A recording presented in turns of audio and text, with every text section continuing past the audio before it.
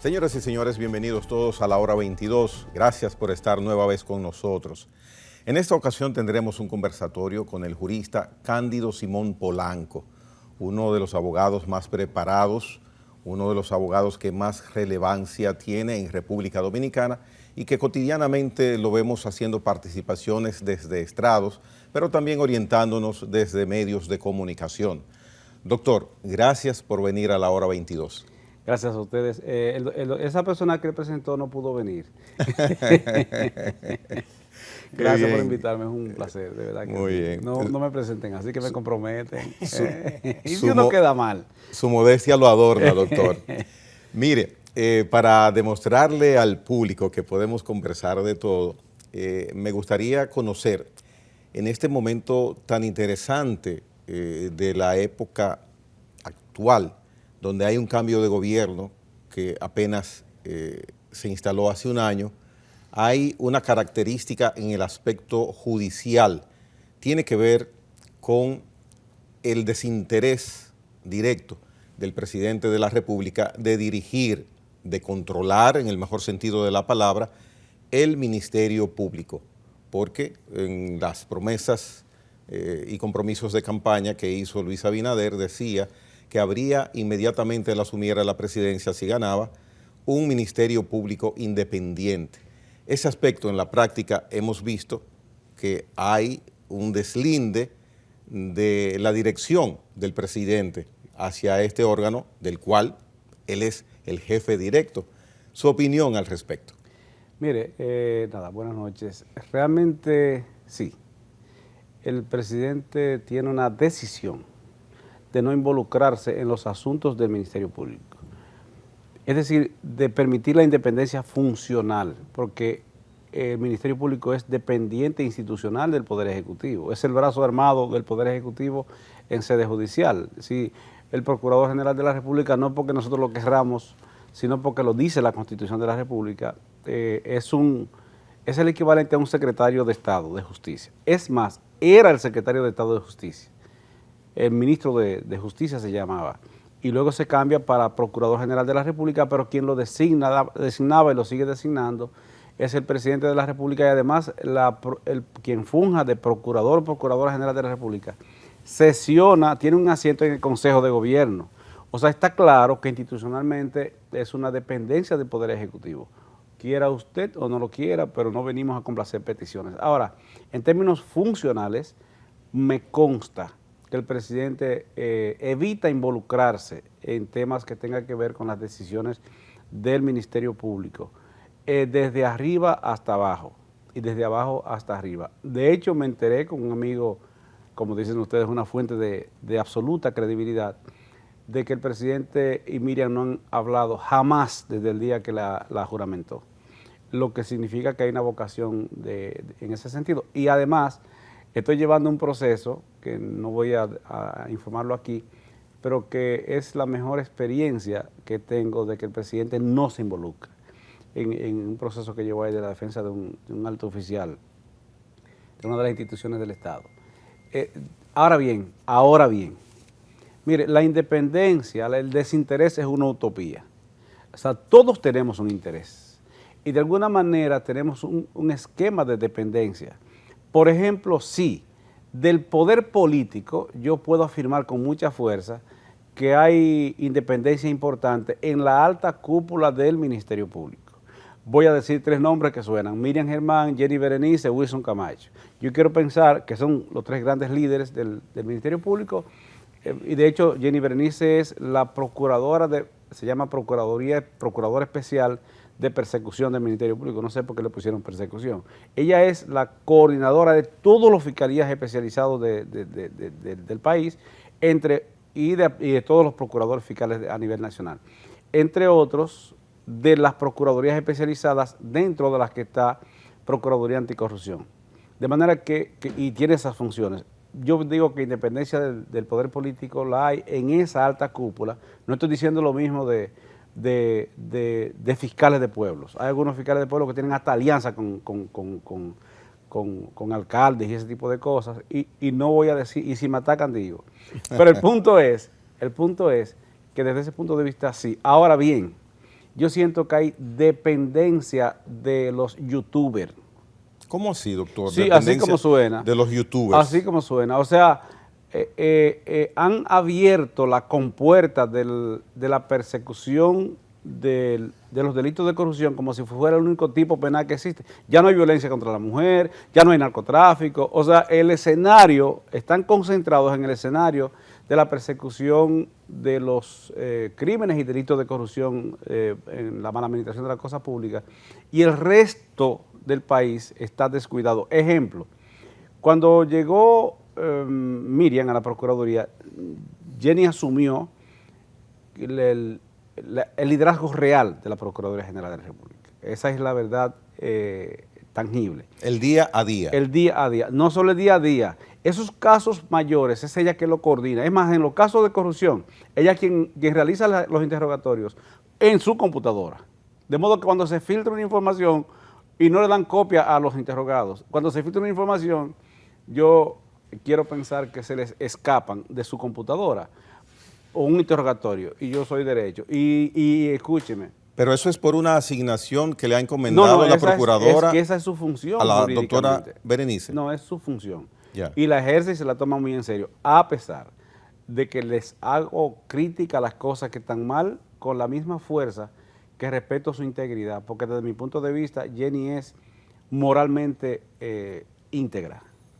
Y hablo de ella como personaje principal del Procuraduría General de la República. Ahora,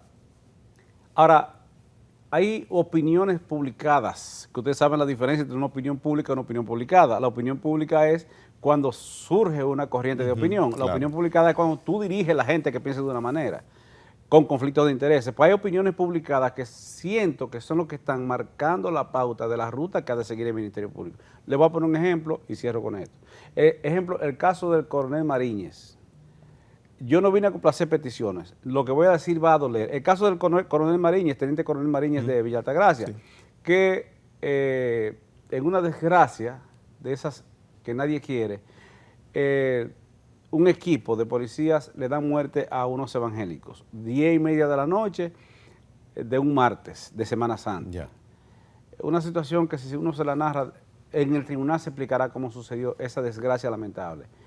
Y resulta que el Ministerio Público, la Procuraduría Fiscal de Villa Altagracia, coordinada por Jenny Berenice, que tiene esa función, le hacen imputación a varios miembros de la patrulla que estaban en ese proceso. Entre otros, a un sargento que dicen que fue el que disparó con el coronel, con el fusil que está asignado al coronel, porque un fusil hay que asignárselo al oficial que comanda.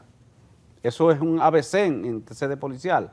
Con ese, y cuando él sale, lo usan las patrullas, porque no es de su propiedad. La pistola es diferente, el arma de reglamento. El punto de que andaba esa patrulla en ese operativo, imputan a un sargento que habría sido el que disparó con el fusil que está cargado al coronel Mariñez, que no estaba en ese sitio, y lo llevan a Najayo, a operaciones policiales, preso. Una semana después, entonces en el transcurso de la semana, se le ocurre a unos youtubers, entre otros uno que fue de la Marina de Guerra, un hombre que se ve amargado, se le ocurre a él decir que él tiene la constancia y que él tiene los audios del coronel Mariñez ordenando que disparen. Y óyame, y suben ese tema, pues entonces resulta que lo imputan y resulta que la fiscalía, final de la historia, lo que hace es imputarle de que él usó el fusil. Entonces vamos a esta lógica, o fue A o fue B, porque un fusil no pueden disparar las dos personas a la vez. Y mucho más si están en dos lugares distintos. Tiene un gatillo chiquitito que usted no puede meter 2 dedos. O sea, una cosa absurda. ¿Por qué? Porque hubo un youtuber que dijo que ahí había que meterlo preso y está preso. Pues eso es dependencia de la opinión publicada. Eso es dependencia de corriente de opinión. Y como usted administra el sede judicial por aclamación popular, la consecuencia es Odebrecht. Ya. La consecuencia es Odebrecht, que entonces termina la gente frustrado porque al final de la historia, cuando baja la presión, cuando baja la opinión publicada, cuando baja la marea de los pulpos, los purales, cuantas cosas, cuando baja la marea de las aguas procelosas del Mar Caribe que se van a sede judicial, que se pone en blanco y negro el tema, se cae el proceso y se desilusiona a la gente. O sea, yo pienso que hay mucha dependencia de la corriente de opinión pública y eso es peligrosísimo, porque cualquiera puede caer. En los jueces, ¿podría repetirse esta presión a la que se siente que está recibiendo el Ministerio Público, como usted indica? Mira, los jueces estuvieron, y yo le pongo los dedos entre los ojos al responsable, porque hay que ser así. Los jueces en gestión de Mariano Germán, muy lamentable y doloroso lo que voy a decir, recibieron bastante presión desde la alta sede de la Suprema Corte de Justicia. Bastante presión. Y los jueces garantistas tenían dificultad. El caso, bueno, no voy a mencionar casos para no parcializarlo, pero varios casos. De jueces que lo procesaron, lo acusaron, lo defenestraron, los hicieron presos, para soltarlo después y los casos están disueltos. Ahora, en la gestión de Mariano Germán presionaron bastante. Sin embargo, y esto aunque no le guste a Surún, el presidente de los abogados, yo siento que en esta ocasión Luis Henry no ha presionado, por lo menos hacia adentro no se siente, pero ya los jueces habían desmontado, un sector importante de los jueces, no todos, habían desmontado las garantías y el Código Procesal Penal lo volvieron añicos. Por ejemplo, mírese eso, oiga esto, 18 meses de prisión preventiva, oiga, eso es un relajo. Porque no es verdad que la ley establece 18 meses de prisión preventiva. Eso es para que la gente crea. Porque la ley establece, el código establece que cuando te dictan prisión preventiva, cada 3 meses por lo menos, el juez tiene que llamarte, no de oficio, no, de derecho, porque es la ley que lo manda. Tiene que llamarte a revisar si el Ministerio Público tiene algo nuevo. No si han variado las circunstancias en su favor, no. Si han variado las circunstancias en su perjuicio. Hay juristas que mencionan, doctor Simón, que no es obligatorio este mandato de revisión en la prisión preventiva cada 3 meses. El jurista que diga eso, que disculpe a los juristas, pero está hablando de disparate. No creo que un jurista vaya, discúlpeme por la manera tan cruda como lo digo, pero no creo que un jurista que sepa un ABC de Derecho Procesal Penal vaya a comentar algo así. Lo que sí es que han generado confusión, porque si tú dices, se declara complejo el proceso, y se dicta 18 meses de prisión preventiva, usted no está diciendo nada, porque cada 3 meses tienen que revisarla. Y aún al otro día puede el imputado o puede el fiscal pedir la revisión, o puede el juez fijarla de oficio, por ejemplo, que le acusen de homicidio, y al otro día el muerto no estaba muerto, sino que estaba de parranda, como andaba el abogado de Ocoa, de parranda, y metió a los policías en ese lío. Estoy metiendo una en la otra, porque conozco el tema bien. Y resulta que no estaba muerto. Si el juez se entera, el juez puede, de la instrucción que tenga el caso de garantía, de oficio, ahí sí, ordenar, fijar una audiencia y convocar a las partes, porque se enteró, porque se enteró o fue a su despacho la persona que habían dicho que había muerto en homicidio, que no estaba muerto. Como por ejemplo que duró 12 años irresponsablemente preso sin proceso en esta época de la humanidad, que ahora dicen que está desaparecido, siempre tiene que estar en su campo, óigame, con su familia, con su... ¿Cuál es el punto? Que hay un alto dejo de irresponsabilidad de algunos jueces, por suerte por ahora no son la mayoría, de algunos jueces que se llevan de la corriente, pero esa presión ya no existe. Significativamente no existe. Por lo menos ya no reciben órdenes directas, ni los cancelan, ni los trasladan, por el hecho de que dicten una medida que no sea popular. O sea, eso se terminó. Y ese es un punto a favor de esta gestión de la Suprema Corte de Justicia, de esta gestión del Consejo del Poder Judicial. Ya se terminó aquello de hacer escarceos públicos desde el Consejo contra un juez porque dicte una sentencia o una resolución que no sea simpática. Eso por lo menos ha mejorado. Ahora subyace el temor, subyace la irresponsabilidad también, y además subyace la vulnerabilidad. Hay juezas que tienen que llevarse los expedientes el viernes para la casa, y entonces resulta que no pueden ir a un cumpleaños, porque después la ven, y no pueden compartir como persona en un parque con su marido o sus hijos, o con su novio. ¿Cuál es el problema? Entonces se llevan una carga de trabajo porque no pueden terminar en el tribunal, y eso le está generando a muchas dificultades con sus esposos. Una gran cantidad de ellas están solteras, con una deuda un apartamento con un préstamo en Banco Reserva, o un préstamo en la cooperativa de la del Poder Judicial, o un préstamo para el carro en una feria de esa que han hecho pública, y son madres solteras. Entonces, le tienen alto temor a verse colocadas en la picota pública de estos youtubers que te analizan un proceso, meten una camarita en una esquina de su casa y ahí ellos dictan sentencia. O sea, hay mucha dependencia de la corriente de opinión publicada de alguna gente que no tienen límites, que se creen que porque usted se monte en una plataforma de YouTube o una de esas plataformas sociales, usted no tiene límites. Hay uno ahí que ya le dictaron una orden de arresto internacional, es lo que más sabe de investigación, que dijo que Guido era narcotraficante y cuántas cosas. Y hay otro que dice que es mejor ser loco que ladrón político. Es más rico de este país, que ahí está condenado a una sentencia pues, de 1 año de prisión. Y si Dios quiere... Pero él se ha mofado de esa situación. Sí, vamos a ver. Dios mediante, igual que lo ha hecho una que se llama, ¿cómo se llama? Camila Cienfuegos. Mujer tira fuego por esa boca, no es así que se llama. Anda dando brincos para que no lo notifiquen. Pero bueno, pero mire, naturalmente, ¿sabe hasta cuándo van a estar haciendo eso? Creyéndose que no tienen reglas como ustedes sí las tienen. Porque usted ataca el honor de una gente y al otro día está procesado. Porque aquí hay normas en la comunicación tradicional. Ellos creen que no las hay. Sí las hay, pero más fuertes. Lo que pasa es que se sienten algunos impunes o se hacen los desconocedores. Yo tengo uno de esos youtubers y respeto a los que se respetan. No es con todos. Es con 3 gente que cogen una camarita y no son ni comunicadores ni son nada. Se frustraron en lo que ejercían o los cancelaron por mala conducta y entonces cogen un microfonito y están desprestigiando a la gente, a los youtubers que sí tienen calidad y contenido. Pues yo lo voy a citar a ese como testigo. Bueno. Y ahí no puede alegar que es censura, porque no es a procesarte, no. Es a citarte como testigo, porque tú tienes el audio y tienes el video de fulano dando una orden. Señores, desde Bonao viene un carro blanco Kia. Debe demostrar. Cargado de droga. Por la radio, que hasta el director de la policía tiene que estar escuchando eso. Intercéptenlos, mátenlos para robarnos la droga. Pero bueno. Venga acá. Doctor, mire, Abinader tiene una artillería de preguntas para usted. Salud. ¿Cómo dijo el nombre? Como Abinader Fortunato, no el que va a hablar esta noche. Después de la pausa. Entonces vamos a hacerlo después de la pausa para que usted tenga tiempo suficiente de desarrollarlas, esas inquietudes. Venimos en breve.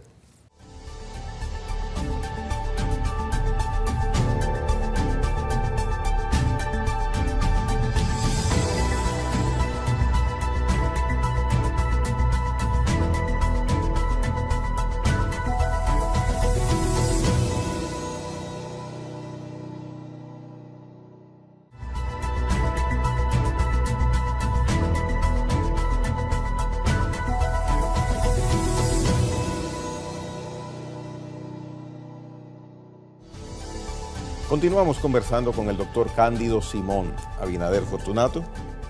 Bueno, ese hombre tiene nombre y apellido. El doctor ha dicho muchas cosas, tú no sabes por dónde entrar. Sin embargo, doctor, yo me voy de nuevo a la primera parte de esta entrevista, la inició Gregory, preguntándole a usted si el tema de la independencia de la justicia, usted se siente satisfecho, lo ve como un real recurso, sobre todo por un detalle que le voy a dar. Circunstancialmente, digamos que por el primer año de gobierno, prácticamente la única promoción que hace el presidente de la República, Luis Abinader, está relacionada con la fortaleza de la justicia desde la parte de la independencia. ¿Usted cómo lo ve? Mire, yo no sé, el presidente no es abogado, pero el consultor jurídico sí es abogado y muy bueno y completo. Él debiera decirle al presidente que el Ministerio Público no es la justicia. La justicia es un sector que arranca en penal desde la varilla inicial hasta la pintura final. Es decir, desde sede policial, que como investigadores son parte del sector justicia, continúa Ministerio Público, continúan jueces, jueces y termina en sede de carcelaria, que en algunos casos los coordinan los mismos los policías, en otros son los militares, como por ejemplo Salcedo, y en otros, una cantidad importante ya, el nuevo modelo penitenciario, pero la policía es una dependencia del Poder Ejecutivo. Esa misma policía por donde entró el proceso penal a sede judicial es dependencia del presidente de la República. Y los miembros del nuevo modelo penitenciario, y los guardias también, y los miembros del nuevo modelo penitenciario son parte de la Procuraduría General de la República. Y la Dirección General de Prisiones son parte de la Procuraduría General de la República, que es una dependencia del presidente. Entonces, presidente, justicia no es solo fiscales, son el sector, y como conjunto vamos mal. Bueno, pero el presidente lo que hace en su promoción del tema de la justicia es la importancia y el valor del aspecto relacionado con la impunidad, el tema de la corrupción y todo eso. Hace una defensa cerrada de esa parte. Sí, y desde ese punto de vista, debiera decir independencia del Ministerio Público, no independencia de la justicia, por las razones que expliqué ahorita. Hay mucha temor en la toma de decisión, en el respeto de el juez tomar decisión conforme a sus conocimientos, su conciencia y la ley, sobre todo en penal. Hay un componente alto de irresponsabilidad. Hay jueces que bueno, por trancar no denuncian a nadie. Entonces es una irresponsabilidad. Sobre todo, y lo voy a decir en ese sector, lo cual me extraña muchísimo, los defensores públicos, que han sido defensores públicos, que conocen el sistema de garantías, son pésimos jueces. Y desde mi punto de vista es una irresponsabilidad, porque si usted no conoce la norma y comete el error y comete una arbitrariedad por desconocimiento, bueno, vamos a entenderte. Ahora, si usted sabe como defensor público cuáles son las normas que hay que respetar y después usted se le sale a el caso Mariñez, por ejemplo, que se le lleva el mayor que estaba al mando en ese momento ahí, y el de radio, el que estaba hablando por radio, dando la instrucción, van por tal ruta la gente que venían de Bonao, camino a la capital. El de radio se le lleva a los mismos fiscales como testigos, y ese juez dicta prisión preventiva. Mire, amigo, siendo usted defensor público, es una irresponsabilidad suya. Y lo digo aquí porque se lo dije en el estrado, porque yo no vengo, aquí no se puede defender, pero lo dije en el estrado. Pero dictó prisión preventiva. O sea, ¿cuál es la utilidad? Yo tengo un caso en Atomayor que se le presentó, óigame, de un teniente coronel. Los policías me están buscando mucho. Yo no soy policía, pero me agrada poderlos ayudar, porque me di cuenta, siendo uno de los redactores del Código Procesal Penal, que nos equivocamos creyendo que sacando la justicia policial de sede policial y la justicia militar, pensábamos que iban a tener más garantía. Es mentira. Están desprotegidos ahora. Tienen menos garantía. Mientras más rango tienen, más le dan. Y el caso de Cáceres. Bueno, el de Cáceres es otro escenario. El de Cáceres es otro escenario. Ahora, pero el caso del general de Santiago, ¿cómo se llama? Castellanos. Sí. Señor, ese hombre no hizo nada. Óigame, y lo desconsideraron y lo metieron preso.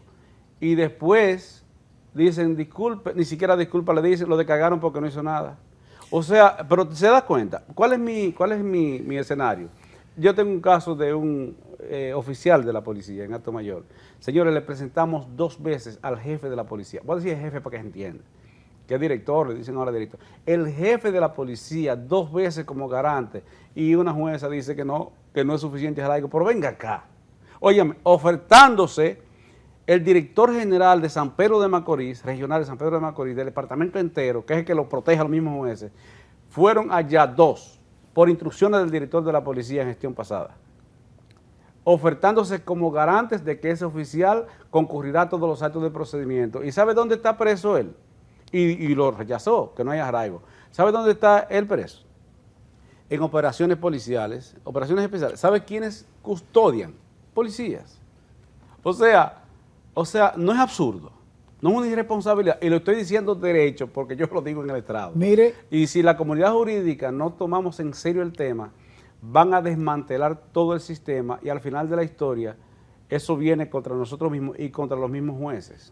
mire, lo voy a sacar de la policía. Usted ha mencionado varias veces el tema de Mariña y de otros. Y la policía es una institución lamentablemente muy cuestionada, pero no porque la gente odia a la policía ni por nada, sino porque ellos se meten en muchos problemas. No A un ciudadano le Sí. quitan un motor, por ejemplo, a cualquier ciudadano, y aunque tenga sus papeles, le da verga conseguirlo. Sí, Pero lo voy a llevar de Mire, ahí. mire, discúlpeme, los policías son los peores seres humanos de la humanidad hasta que hay un ruido en el techo de tu casa a las 12 de la noche. No, pero... Que ahí no, se necesitan.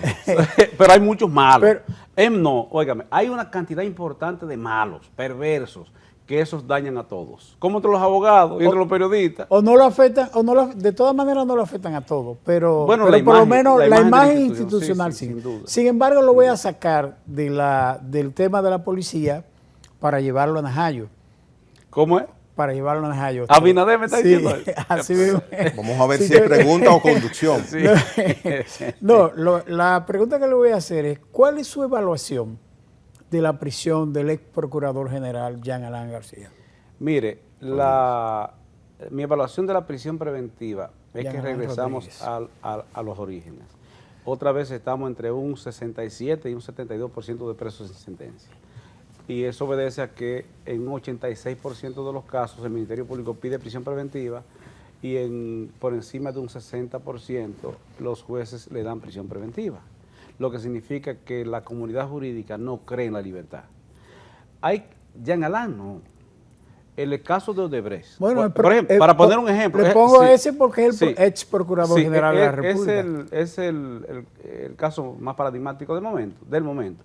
Pero en el caso de Odebrecht, justamente creo que en este canal u otro de semejante cobertura, hacíamos el análisis en vivo cuando iban a llevar detenidos a solicitar medida de coerción a los imputados en el caso de Odebrecht. Y yo dije, esa gente, ¿para qué le dictan prisión preventiva? Si todos tienen arraigo, ¿para dónde van?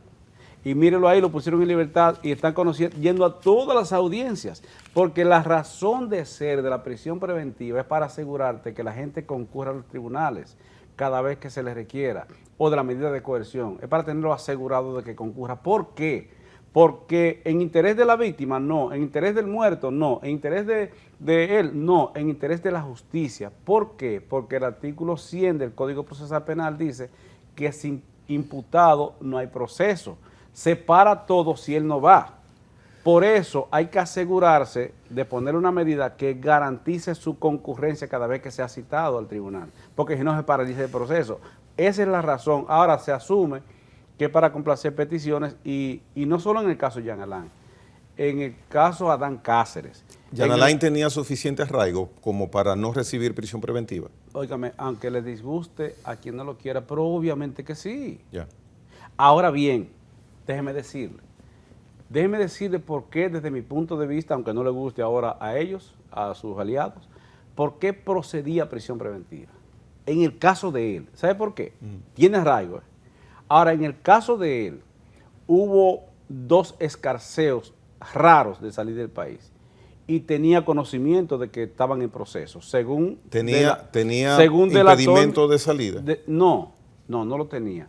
Es ilegal la alerta migratoria. Ajá. Y es ilegal la alerta financiera, que lo están poniendo, lo hacen en los bancos. Y es ilegal la alerta inmobiliaria que comenzó con Francisco Domínguez Brito, que te meten en una oposición sin una orden judicial, en los inmuebles. O sea, eso es ilegal. Era y sigue siendo ilegal. Entonces el intento de salir del país era un indicio de que Mire, podría meritar en la prisión última preventiva. ocasión, no me cabe dudas de que él sabía que había una orden de arresto. En la última ocasión. ¿Y por qué usted piensa eso? Porque yo conozco el sistema, papá. Intuición, No, experiencia. no. Información. Yo soy abogado en ese proceso de 2 imputados. Ya. No hablo por ellos, hablo por mí, que por cierto están en su casa. Yo tengo la dicha de que gracias a Dios, a pesar de mi queja, no por mí, es una queja institucional de que están abusando de la prisión preventiva fiscales y jueces, una cantidad importante, no todos los jueces. Ahora, los abogados tenemos que acechar. ¿Quién sube hoy? ¿Cuál juez sube hoy? ¿Ese garantista o no es garantista? Oiga, O como Pero si eso, fuera, eso es lo que indica es una falta de institucionalidad pero en la claro, justicia, una doctor. incertidumbre en la justicia penal, una incertidumbre impresionante. En materia laboral, tú no puedes hacer un cálculo al cliente. Mira, según ético, conforme a la jurisprudencia, tu proceso debe ganarse por aquí o no lo ganas. El abogado puede hacer un diagnóstico porque hay certidumbre. En materia civil hay certidumbre. De alguna manera en jurisdicción constitucional, en jurisdicción inmobiliaria, en jurisdicción en contencioso administrativo, en derecho comercial, pero en derecho penal. Es como tú coges una florecita, me quieres, no me quieres, este juez si me saqué el premio, me saqué, oh, si el juez garantista, qué bien, mira, porque hay incertidumbre que arranca por la Suprema Corte de Justicia, que hay muchísimas sentencias con sala penal, que había y siguen existiendo muchísimas sentencias contradictorias, no hay una orientación jurisprudencial para que los jueces de abajo sigan, y segundo, como la del derecho penal trata con las miserias humanas y las audiencias son abiertas y el público va, la gente no va a una audiencia civil, los abogados que parecemos elefante negro, vestido de negro, pero el público, la prensa usualmente no cubre un proceso civil. En materia penal es como una construcción sin verjas, que la gente va y la prensa cubre, razón por la cual se siente más la arbitrariedad en jurisdicción penal y hay mucho más incertidumbre. En ese tema de los presos de la prisión preventiva, dije que en el caso de Jean Alain tiene arraigo, pero también dije que él hizo unos movimientos que hacen sospechar razonablemente que se iba a ir del país. De hecho, el jefe de gabinete de él, el señor Cano, tengo entendido que hay una orden de arresto y no está en el país. Se fue. Pero bueno, ya ese es un tema que no me concierne, pero lo que sí quiero ser preciso es, primero, que tiene arraigo Jean Alain, y segundo, que la prisión preventiva eventualmente en su caso era pertinente. Lo que me parece innecesario de Jean Alain es lo que están haciendo en sede carcelaria. Oye, tienen aislado en un edificio por allá y no se le acerca a nadie. 2 horas al día, de algunos días lo dejan coger el sol. ¿Cuál es la necesidad? Si ya tú lo tienes, yo no sé, póngale el nombre que te quiera, pero ¿cuál es la necesidad? Ya tú lo tienes aprehendido, ya está procesado, debidamente desprestigiado en la opinión publicada. ¿Para qué tienen que humillarlo? A los demás internos. Mire Pagán, oiga, Pagán. Ese hombre se está muriendo, señores. Y hay otro señor, que no recuerdo el nombre. Bueno, Pagán está en Sedimat en esos Ese hombre se está muriendo. ¿Qué es lo que demonios van a esperar con él en la cárcel? Lo que pasa es lo que pasó con el profesor Dubré, que se murió en La Victoria, en época de Balaguer. Regresamos al mismo punto, fue. Pero ya le está trasladado a un centro médico. Preso. Bueno, pero está en un centro médico ahora. Sí, de acuerdo, muriéndose. Doctor. Pero la pregunta mía es la siguiente: ¿por qué no le permiten la libertad, aunque sea asistida con un arresto domiciliario, una cosa esa, y que el médico vaya a verlo, que él vaya al médico?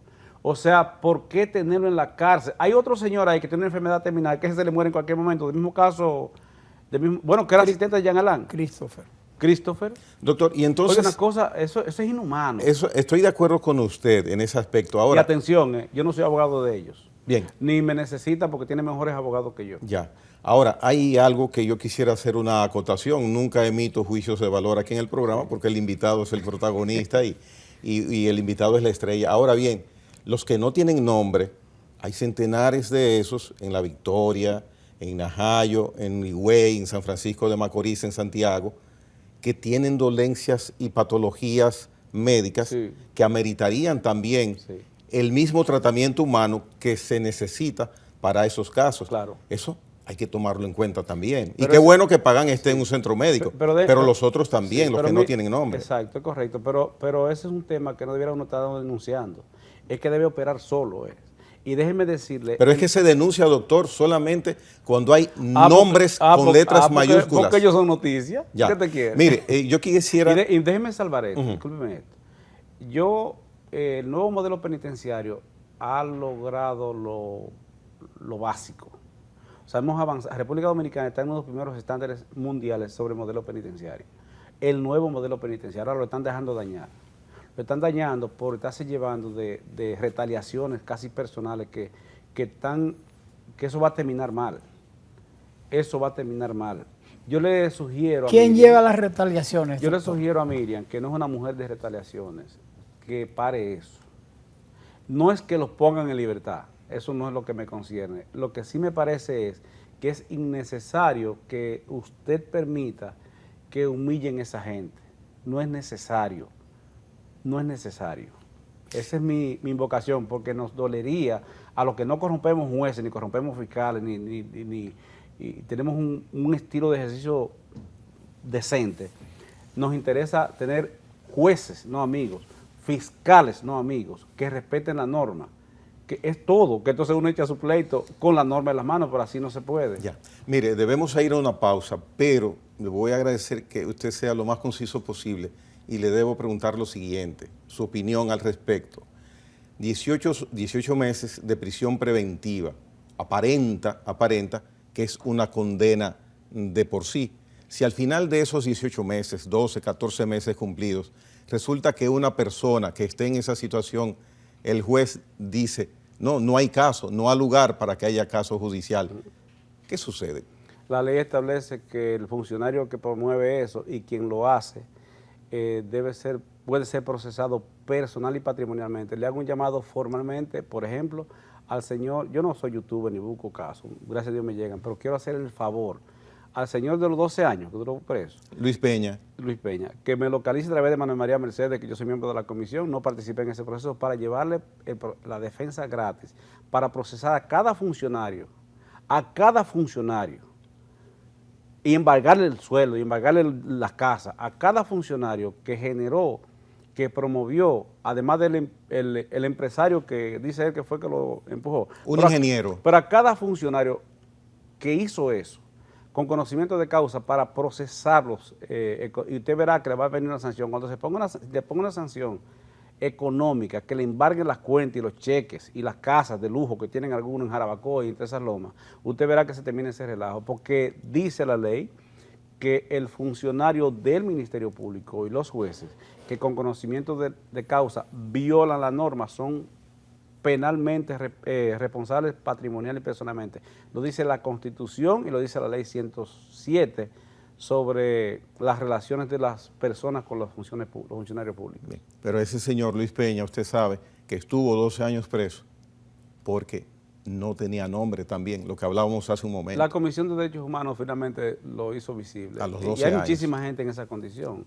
Bien. Mucha gente en esa condición. Venimos en breve de nuevo al último segmento del conversatorio que estamos sosteniendo en esta ocasión con el doctor Cándido Simón Polanco.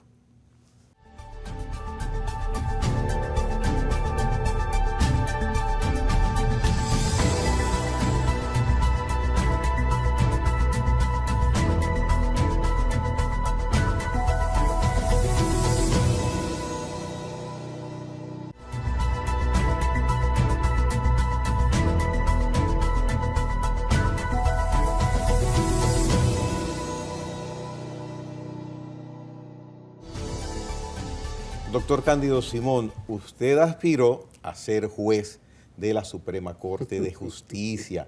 ¿Volvería a aspirar en un futuro? Ay, gracias a Dios que no me nombraron usted. Gracias a Dios. Doctor, no diga eso como consuelo, porque usted pudo haber sido muy buen juez, doctor. Es que yo soy irredento. Es que posiblemente resulte difícil. Yo soy razonable. Yo creo en soluciones. Y creo que las personas debemos ser terrenales. Le voy a poner un ejemplo. Alejandro Vargas es mi juez favorito. Alejandro Vargas.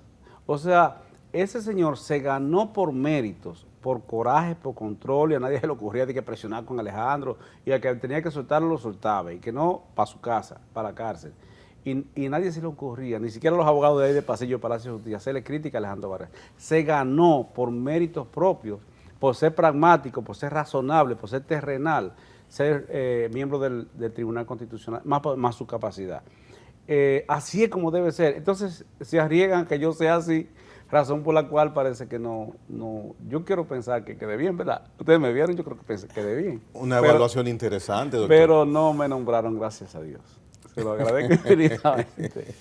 Porque entonces resulta que si uno compra, por ejemplo, yo compro una finquita, o una finca, y la gente va a decir, oh, mira qué bien, Cándido, qué bien le está yendo con los pulpos, los gases, mira, el tipo está picando bien.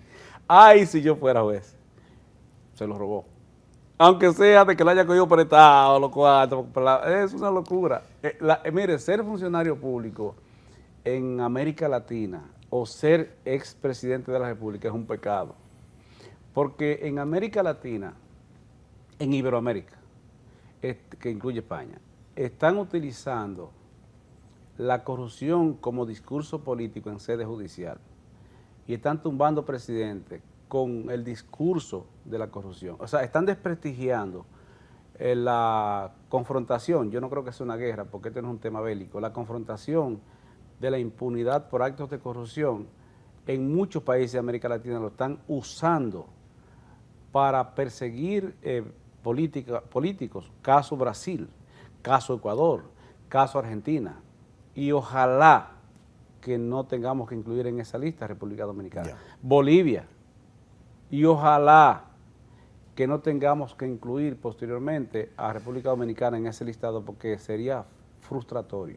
Bien. Mire, le quiero preguntar al doctor Cándido Simón, usted fue uno de los juristas, de los abogados que encabezó la defensa de varios de los imputados en el caso Medusa o Coral. Bueno, en el caso de en el caso de Miguel José Moya,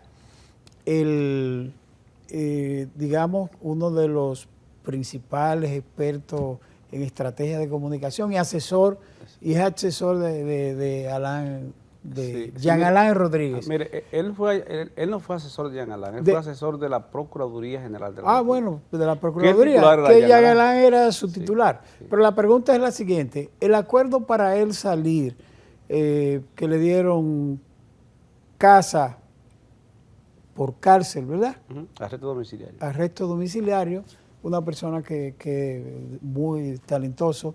Muy talentoso. De las cosas que usted planteó en principio. Y el talento cuesta, la calidad hay que pagarla. Por ahí voy. De las cosas que usted planteó en principio, era que estaba en disposición de devolver el dinero que supuestamente había obtenido por el contrato que le había ganado a la Procuraduría, o sea, en su trabajo.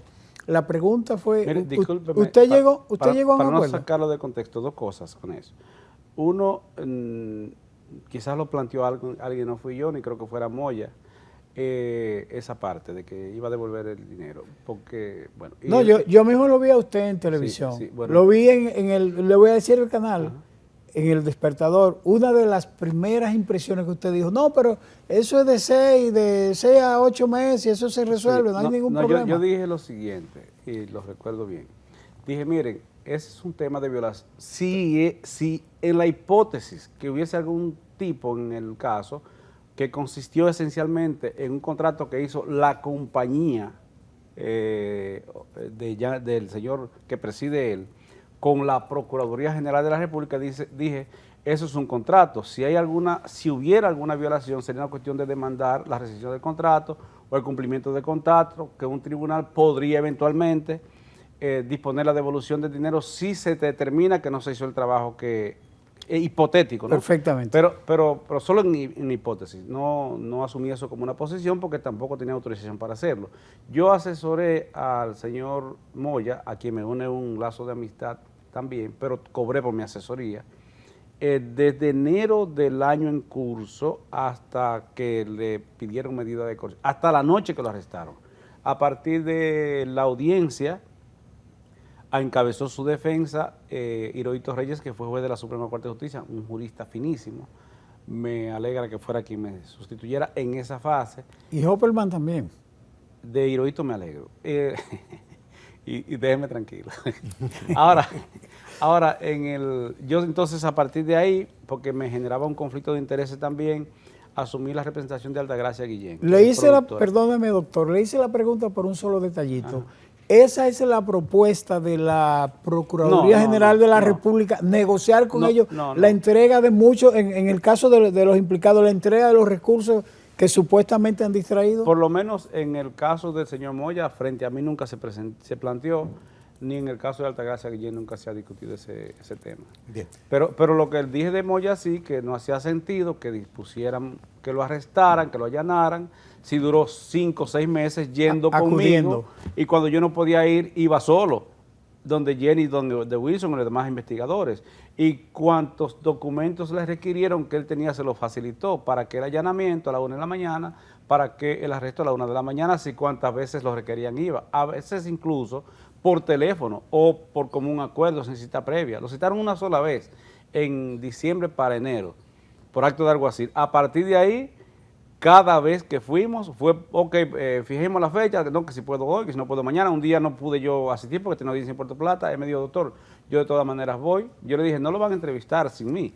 Fue, se presentó y Jenny le dijo, no, vuelva a apartar día cuando Cándido pueda venir. Sí, eso fue ese fue mi punto. Pero a donde voy es para retener ese tema, que no se quede en el aire, que dije, en la hipótesis de que se tratara de un tema de esa naturaleza, no es un tipo penal porque se trataría eventualmente de una violación o incumplimiento de un contrato que él sostiene que prestó el servicio. Si eso no aparece registrado en Procuraduría, ya es un asunto de Procuraduría. Bien, doctor, mire, Javier Cabreja, vocero del Poder Judicial, así como el presidente de la Suprema Corte de Justicia, Luis Henry Molina, han manifestado en distintas ocasiones que la mora judicial está en una mínima expresión.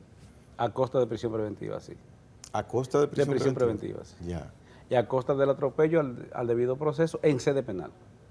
En sede penal. O quizás en la Suprema Corte de Justicia. Porque resulta que en ocasión de la pandemia, y esto lo digo en primera persona sin inmodestia incluida, porque fui consultado cuando se instauró el proyecto Justicia 2020, 2024, fue un proyecto para ir a las plataformas electrónicas paulatinamente durante 4 años. Cuando entró la pandemia metieron eso de bruces, claro, y no había, cerraron el país judicial, desmantelaron tribunales y entonces se fueron por una plataforma que no estaba todavía habilitada, y eso fue lo que generó el caos y el colapso del sistema. Si se refiere a eso, entonces en los números suyos, en el aire acondicionado, en los asientos de LEDER con pantallas gigantes, posiblemente, efectivamente, magistrado Luis Henry crea que la mora judicial cesó. Eso no es verdad en materia civil. O sea, entonces si me voy al Palacio de Justicia... Por lo menos en los tribunales de fondo, eso no es verdad. Ya, si me voy al Palacio... Incluso, discúlpeme, en amparo, le voy a poner un ejemplo, yo siempre digo que predico con la experiencia. Yo fui abogado de 4 oficiales generales de la Policía Nacional porque lo ascendieron en gestión anterior, un señor que dice que es cosa de los derechos humanos. Yo respeto la Comisión de los Derechos Humanos que preside Manuel María Mercedes, pero no fue él. Hay muchísima gente ahí hablando de eso, algunos de los cuales lo que son extorsionadores, pero no es el caso de este señor, no lo sé. Él se le ocurrió decir que el presidente saliente no tenía calidad para ascender sus 4 oficiales de policía, porque lo hizo un mes antes, pero Donald Trump postuló una jueza 5 días antes en Estados Unidos y él no se quejó. Entonces, óigame, eso fue en octubre del año pasado. Y fue hasta esta semana que yo conseguí la sentencia definitiva. En amparo, óigame, en amparo. Eso es en sede administrativa. ¿Cómo me va a decir que están al día? Entonces, no es porque los jueces no quieran, es porque la plataforma colapsó. Por eso, el Tribunal Constitucional se hartó de insistir que apagaran esa plataforma y fuéramos a sede presencial.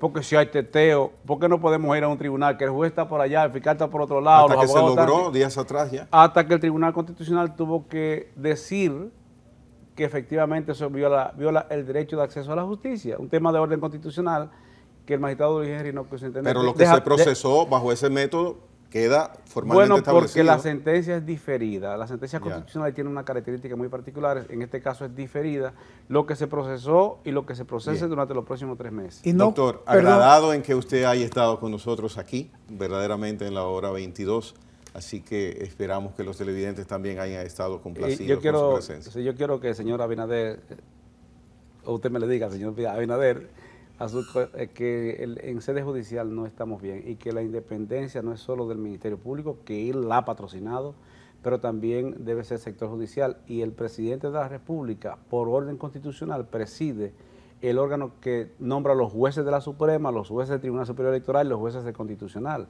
de manera que él no puede ser indiferente, y es el presidente de la Procuradora General de la República. digamos el comandante, el jefe, como usted lo quiera.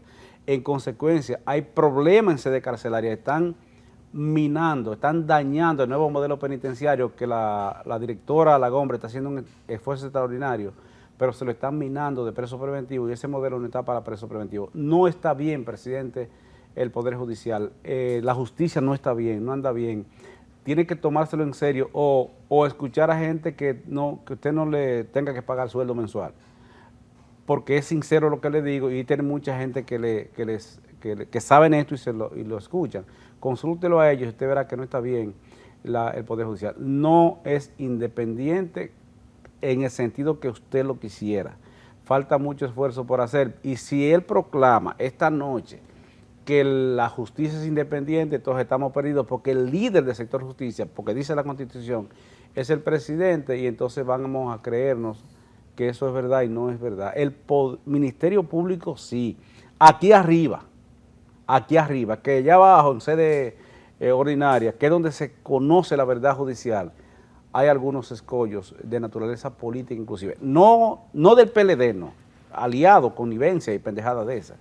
Abajo, no estamos bien. Bien, ha hablado bastante claro el doctor Cándido Simón. Reitero, gracias en nombre de Abinader y un servidor por haber estado aquí en la hora 22. Señores, mañana nos vemos si Dios quiere.